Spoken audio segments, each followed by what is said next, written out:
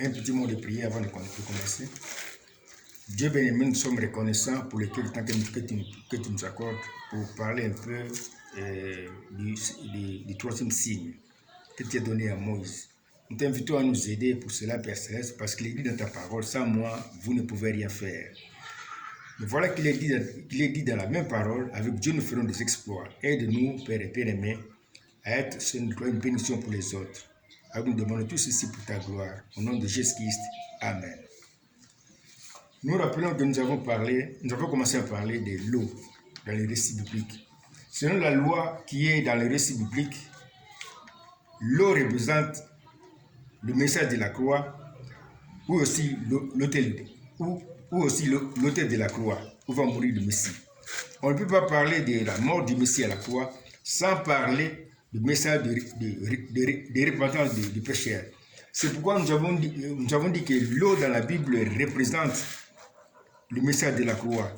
Mais alors, quand nous allons dans Apocalypse 12, il est dit là-bas qu'il y a le dragon qui avait jeté l'eau à la femme qui était enlevée. Qui représente alors l'eau dans le cas du dragon? C'est toujours le message de la croix, mais parce que sortant de la bouche du dragon, c'est un message de la croix qui est déformé.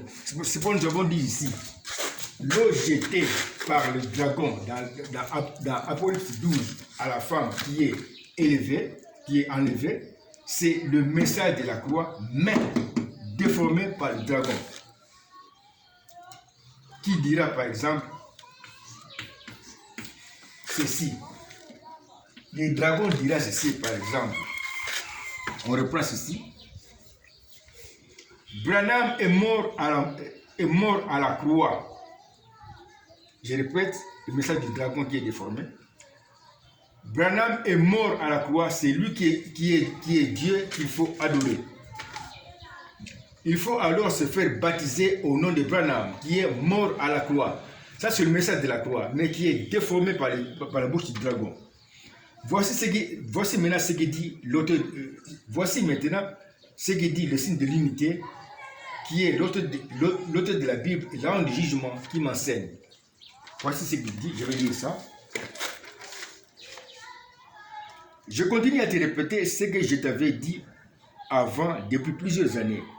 L'évidence du manque du baptême Saint-Esprit, c'est-à-dire le signe qui montre parfaitement le manque du baptême Saint-Esprit, n'est pas une femme prostituée, mais le fait d'adorer un homme comme Branham et de se faire baptiser au nom de Branham. Ceux qui vont continuer d'agir ainsi, s'ils dépassent la limite, ne seront ni l'épouse qui sera enlevée, ni les vierges folles qui seront sauvées. Ils vont alors rejoindre leur frère Judas, qui les attend comme fils du dragon. N'oublie pas ce que je te dis, que je signe ici, en tant que signe de l'unité et signe de contradiction. Ça, ce n'est pas moi, c'est l'auteur de la Bible qui vient de signer. L'eau représente donc l'auteur de la croix. C'est pourquoi nous revenons maintenant au chemin qu'on avait laissé en suspens l'autre jour. Nous revenons dans ce chemin pour trouver la prophétie qui était cachée dans le chemin. On avait trouvé ceci comme schéma. Moïse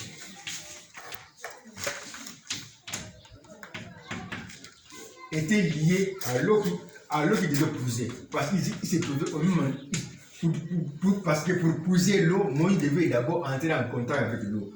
C'est pourquoi nous avons dit que le même endroit qui je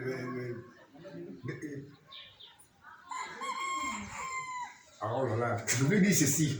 Avant de pousser l'eau, Moïse doit entrer en contact avec l'eau. Autrement dit, Moïse doit être au même endroit avec l'eau. Le même endroit devient maintenant le signe qui unit Moïse et l'eau. Ou bien aussi le même contact. Je peux mettre ici le même contact, c'est la même chose. Quand on dessine un schéma de prophétie, on peut utiliser un seul signe. On peut mettre ici le même contact pour Moïse et l'eau. On peut aussi mettre ici le même endroit, même contact. Nous avons trouvé ici un schéma de prophétie qui nous montre clairement ce qui était caché dans la pensée de l'auteur de la Bible. Moïse, nous connaissons ce qu'il représente. Il représente ici Dieu. L'eau, nous avons vu que l'eau représente l'autel de la croix.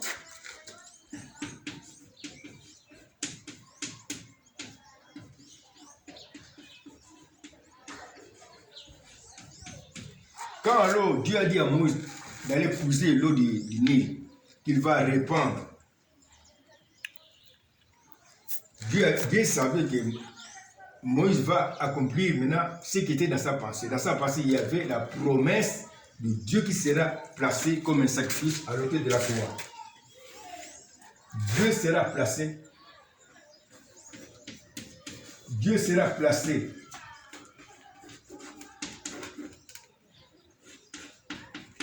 comme un sacrifice.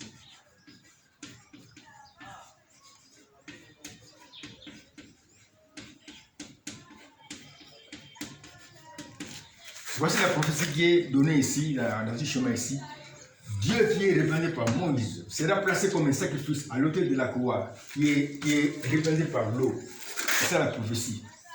Quand Moïse est parti puiser l'eau, sans le savoir, Dieu avait promis dans cet acte-là, la promesse de Dieu qui sera placé comme un sacrifice à l'autel de la croix. On parle de Dieu. Cela veut dire que le Messie, c'est Dieu lui-même.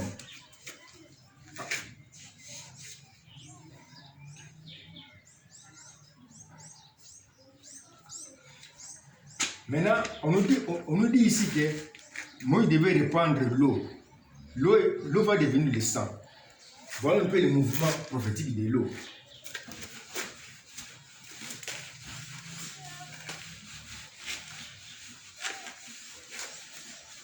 On nous parle de Moïse qui va répandre le sang. Répandre l'eau. Nous dessinons maintenant le mouvement prophétique de l'eau qui est répandu par Moïse. Ça, c'est la flèche du mouvement prophétique. Du mouvement prophétique de l'eau répandue par Moïse.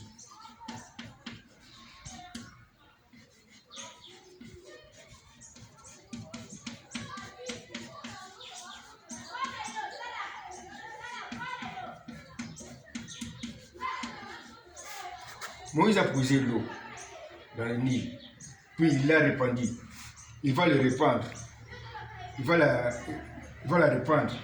Quand il va répandre cette eau-là va devenir du sang sur la terre. Au départ, nous avons d'abord, parce que chaque mouvement qui est ici représenté par une flèche là, a un départ et aussi une arrivée. Au départ, nous avons ici Moïse qui a répandu l'eau. À la fin du mouvement, nous avons ici la terre.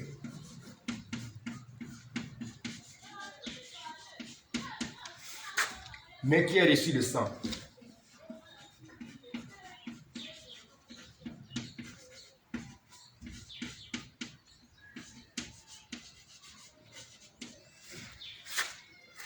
Nous pouvons maintenant représenter mieux ce schéma comme ceci.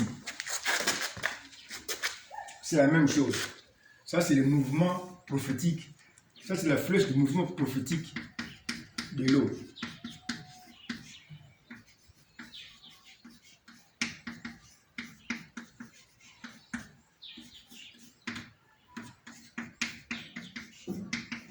Et comme chaque mouvement a un départ et une arrivée, nous avons ceci.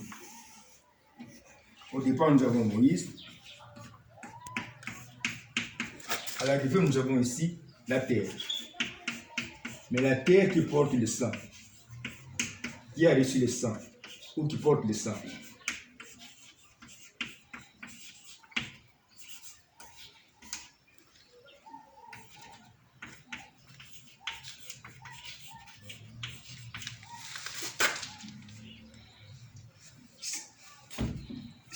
Ce que nous avons répété ici, nous avons montré ce qui se trouve, c'est la même chose que là-bas. Maintenant, voyez ce qu'il y a. Ici, nous avons un schéma de prophétie dans lequel Dieu a caché une prophétie. Parce que Dieu a dit ceci dans sa pensée.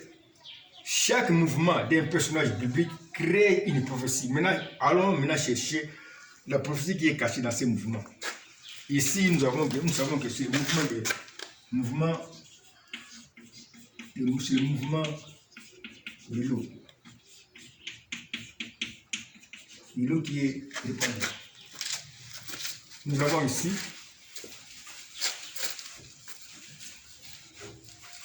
on peut rapidement pour mieux voir la chose.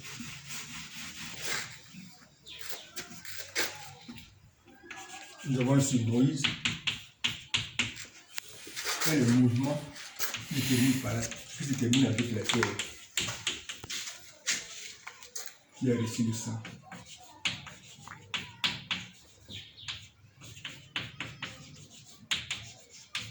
Ici, nous avons le mouvement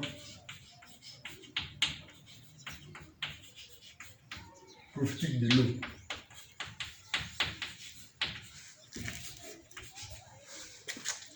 Ici, c'est-à-dire le mouvement part de Moïse et va jusqu'à la terre.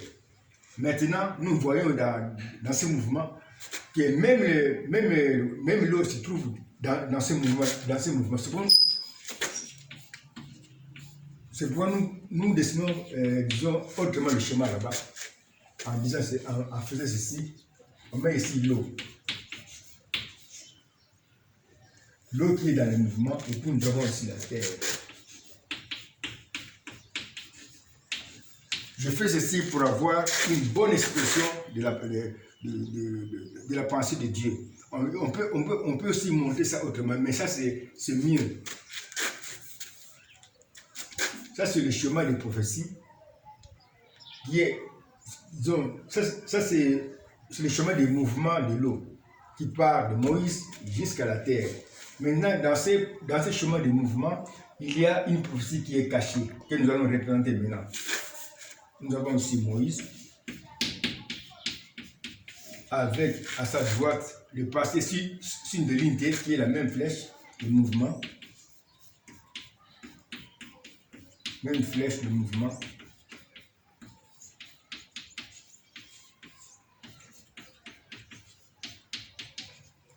Nous avons aussi l'eau qui est aussi dans le mouvement.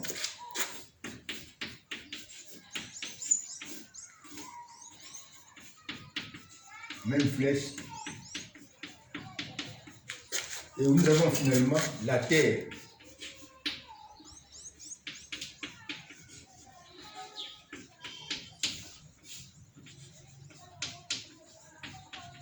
Même flèche de mouvement. La même flèche de mouvement est partie de Moïse jusqu'à la terre.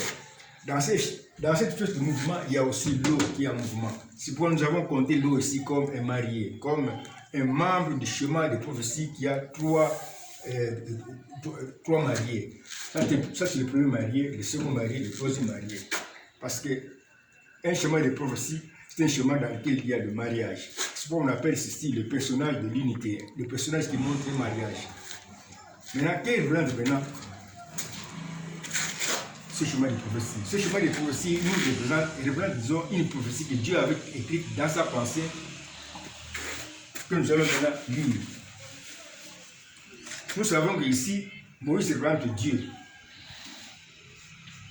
Mais nous avons déjà vu là-bas que Dieu qui sera placé à l'autel de la croix. Moïse qui a posé l'eau, j'ajoute ici pour une précision, Moïse qui a posé l'eau.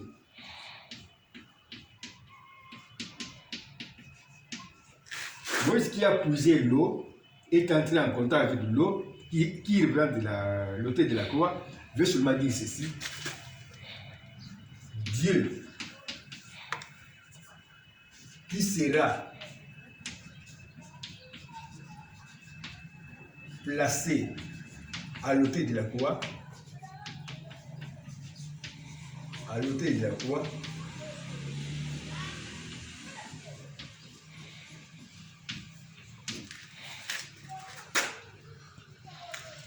ici, l'eau ici représente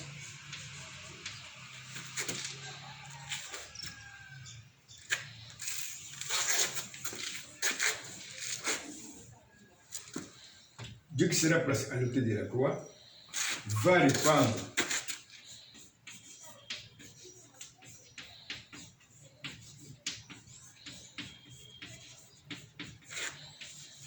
comme l'eau, comme de l'eau.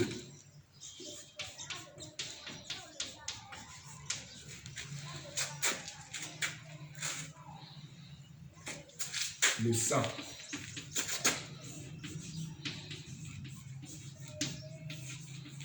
Qui sera sa propre vie.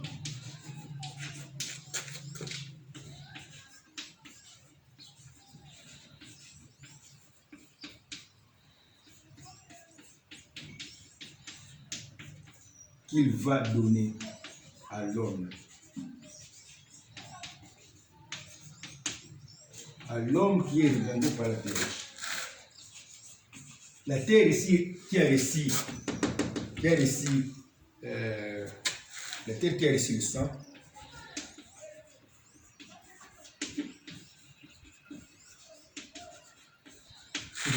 regarde ici l'homme. Je lis maintenant la profession au complet. Dieu qui sera placé à l'autel de la croix et qui est représenté par Moïse qui a posé l'eau, va répandre comme l'eau, comme de l'eau, le sang qui sera sa propre vie qu'il va donner à l'homme qui est représenté par la terre.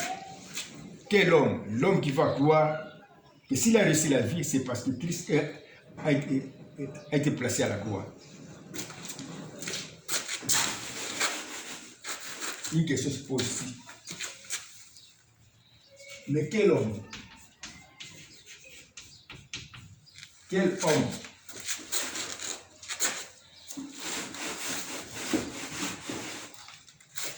Mais quel homme?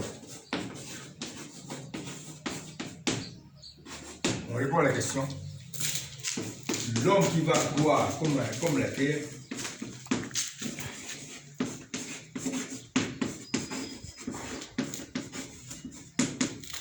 comme la terre,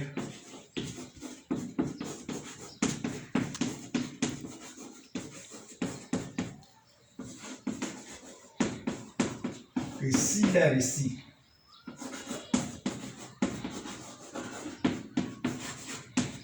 la vie,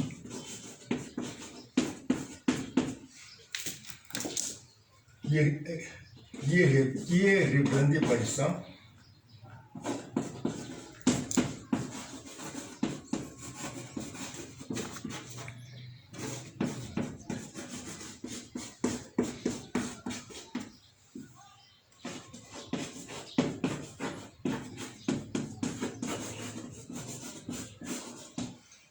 c'est parce que Dieu a été placé à la croix comme un sacrifice.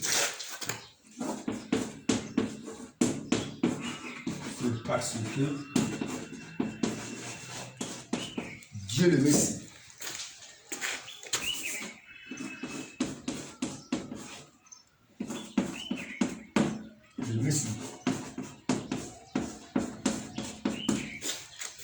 a été placé à la croix comme un sacrifice.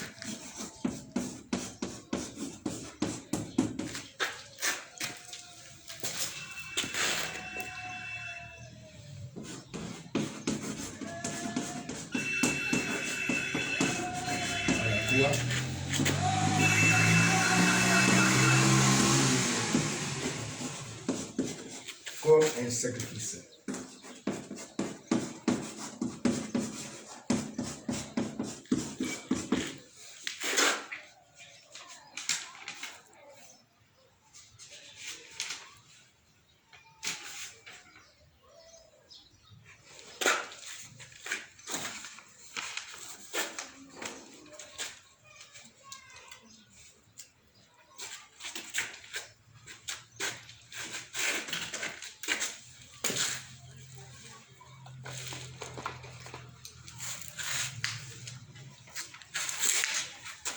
Je répète ici les chemins des prophéties qui a 3 branches. Dans ces chemins des prophéties, Dieu nous a promis que le Messie qui sera placé à l'autel de la croix va répandre comme de l'eau, le sang qui sera sa propre vie qu'il va donner à l'homme qui est représenté par la terre. Mais quel homme? L'homme qui va croire comme la terre, que s'il a reçu la vie qui est représentée par le sang, c'est parce que Dieu, le Messie, a été placé à la croix comme un sacrifice. Autrement dit, en dehors du sacrifice du Messie, il n'y a pas de vie. Si quelqu'un qui dit qu'il a reçu la vie, alors qu'il ne croit même pas à la mort du Messie à la croix, il n'a pas de vie. La vie a été donnée par le sacrifice du Messie à la croix. Parce que cette vie a été dans le sang du Messie. Maintenant, se pose une question. Si Dieu a promis ici, dans ce jour ici, qu'il va mourir, qu'il sera placé à l'autel de la croix, il va mourir, quelle est maintenant la promesse? Comment a-t-il caché la promesse de la résurrection du Messie? Allons voir ceci pour terminer.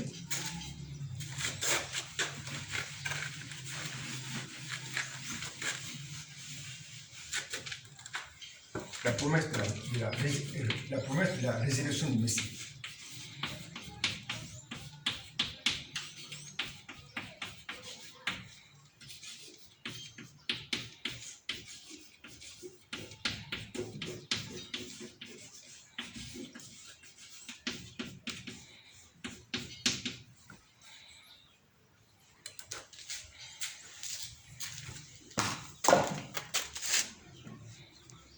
On nous parle ici de Moïse qui a répandu le sang.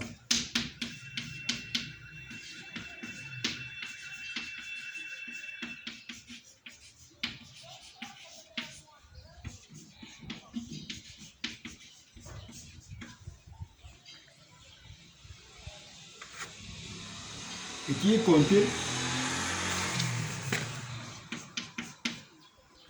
est compté et 30 et qui est compté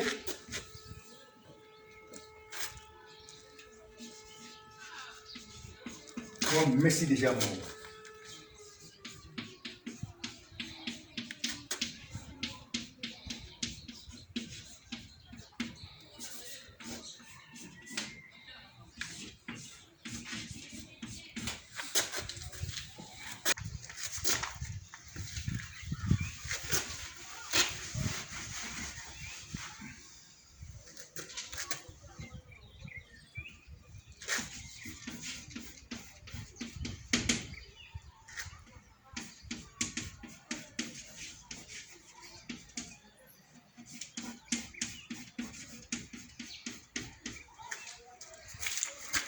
Je peux continuer?